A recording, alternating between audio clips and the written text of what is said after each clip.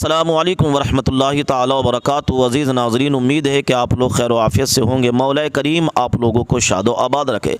दोस्तों, एक बहुत ही इंसानियत को शर्मसार करने वाली और दिल दहलाने वाली वीडियो हमारे सामने आ रही है कि भिवानी ज़िला की एक लड़की के जिसका नाम मनीषा है, उस लड़की का 11 अगस्त को गायब होने का जो है घर वालों को पता मिलता है।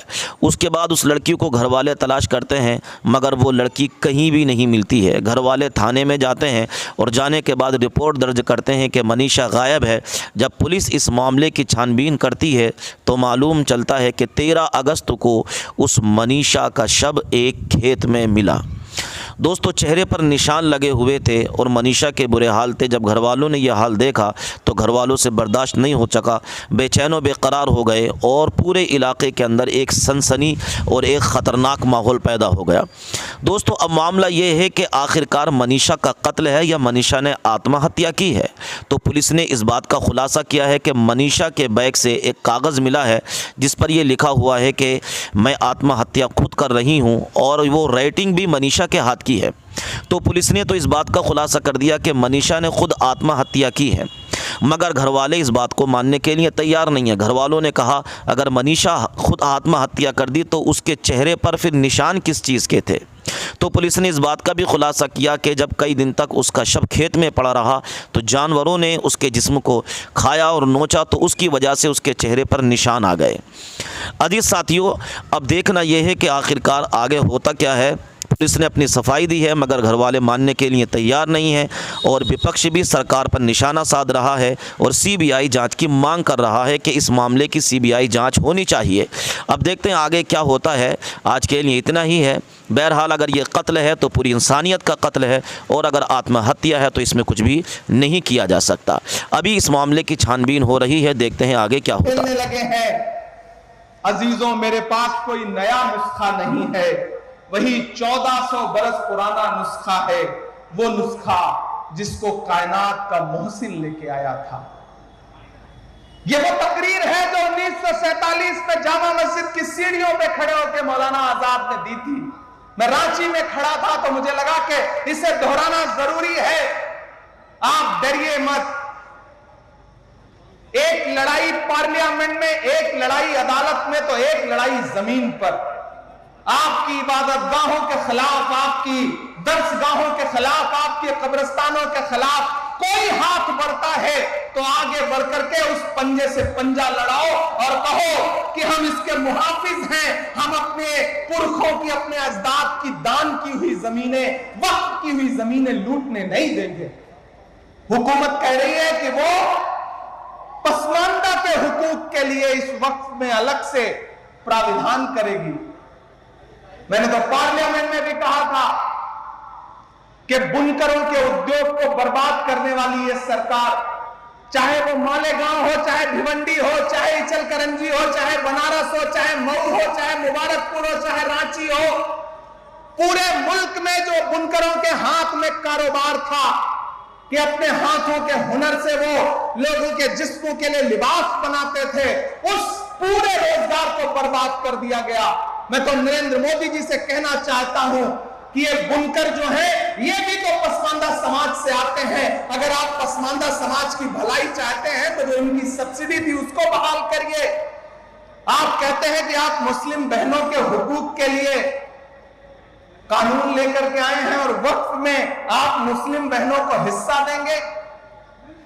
नरेंद्र मोदी जी, हमें गुजरात की बेटी बिल्किस याद है जब आप दिल्ली के लाल किले पर खड़े होकर के 15 अगस्त को इस देश में महिला सशक्तिकरण में भाषण दे रहे थे, तो उसके महज 2.5 घंटे के बाद आपके गृह राज्य गुजरात में न सिर्फ बिल्किस के बलात्कारी रिहा किए जा रहे थे, बल्कि उनको आपकी पार्टी के नेता मालाएं पहना के उनका इस्तेमाल कर रहे थे। और आप बात करते हैं मुस्लिम बहनों के हुकूक की।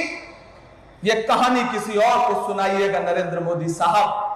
हम समझते हैं इस खेल को, हमारी नई नस्लें समझती हैं इस खेल को।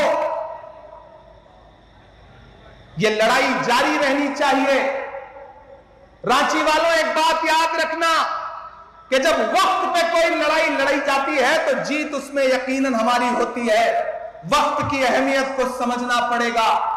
जो अखबार सुबह 5 रुपए का एक बिकता है, शाम होते होते वही 5 रुपए का 1 किलो मिलता है। वक्त की अहमियत को समझना पड़ेगा। खामोश मत होइएगा, डरिएगा मत, क्योंकि जब तक शेर अपनी कहानियां खुद लिखना नहीं सीखेंगे, तब तक अपनी कहानियों में शिकारी खुद को महान बताते रहेंगे। हर प्लेटफॉर्म पे आवाज उठाइए, आवाज़े बुलंद बोलिए। इस देश के सिख भाई, इस देश के आदिवासी भाई, इस देश के दलित भाई, इस देश के पिछड़े और इस देश के अमन पसंद फॉरवर्ड क्लास के लोग भी आपके साथ हैं। वो इस लड़ाई में आपकी बाट जोड़ रहे हैं और आपका साथ देने के लिए तैयार है।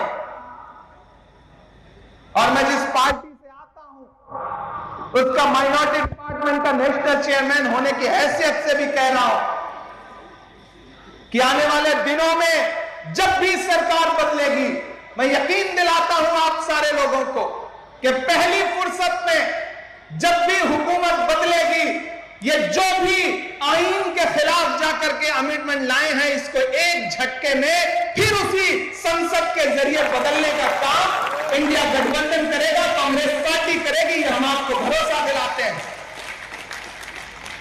इसलिए बिल्कुल मायूस मत होइए, मायूसी कुफ्र है। हम लड़ेंगे, अपनी जमीनों की हिफाजत करेंगे, अपनी दरसगाहों की हिफाजत करेंगे, अपनी खानकाहों की हिफाजत करेंगे, अपने कब्रिस्तानों की हिफाजत करेंगे। कोई हुकूमत, कोई सरकार हमसे छीन नहीं सकती। और अभी हफीजुल भाई ने तो भरोसा भी दिलाया, यहां के चीफ मिनिस्टर साहब भी, हेमंत सोरेन साहब भी इस चीज को लेकर के संजीदा हैं।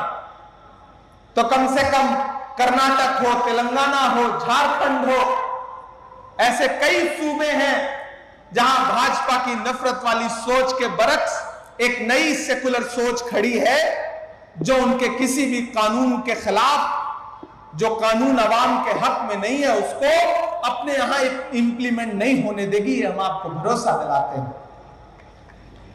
आपने बहुत लंबी तकरीरें सुनी है, बहुत ज्यादा बात नहीं करनी है। बस आपका इस बात के लिए शुक्रिया अदा करना है कि आप इस बारिश में भी हजारों की तादाद में यहां इकट्ठे हुए। कोई आंधी, कोई तूफान, कोई बारिश अगर आपको रोक नहीं पा रहा है, तो फिर ये आपका जज्बा ही हमारी ताकत है। ये जो हमारे मुस्लिम पर्सनल लॉ बोर्ड के जो तमाम बुजुर्ग बैठे हैं, ये आपके हौसले की बुनियाद पर लड़ रहे हैं। इन्होंने अपनी उम्र जी ली है, लेकिन ये अपने आने वाले मुस्तकबिल के लिए लड़ रहे हैं, अपने नए नस्ल के बच्चों के लिए लड़ रहे हैं। यहां मौजूद एक एक शख्स हमारे इन बुजुर्गों के हौसले के लिए, इनके लिए दुआ के लिए एक एक हाथ उठा करके, ताली बजा करके इनका एहसास दिलाए कि कौम की नई नस्ल आपके साथ खड़ी है। आप पूरे मुल्क में इस आंदोलन की अलख जगा के रखिए, इंकलाब बर्पा करके रखिए। इंशाअल्लाह नई नस्ल आपको जब भी जरूरत होगी, बदन में जो भी लहू है तेरी अमानत है, जहां जहां हो जरूरत वसूल कर लेना। हम सारे लोग किसी कुर्बानी से पीछे नहीं हटेंगे। किसानों ने 700 जाने कुर्बान की, लेकिन हुकूमत को झुकने पे मजबूर कर दिया। तो हम तो सरकार से कहना चाहते हैं कि तुझको कितनों का लहू चाहिए अर्ज़े वतन, कितनी आंखों से कलेजा तेरा ठंडा होगा। अगर आपके कलेजे की ठंडक के लिए आपको कुर्बानियों की दरकार है, तो मैंने पार्लियामेंट में भी कहा था और यहां भी कह रहा हूं कि उनसे 2 कदम आगे ये इमरान खड़ा मिलेगा। अगर आपको कुर्बानियों की दरकार है तो आप लीजिए। और हमने अभी दिखाया, समाज ने दिखाया कि जब पड़ोस के मुल्क ने हमारे मुल्क में दहशतगर्दी फैलाई,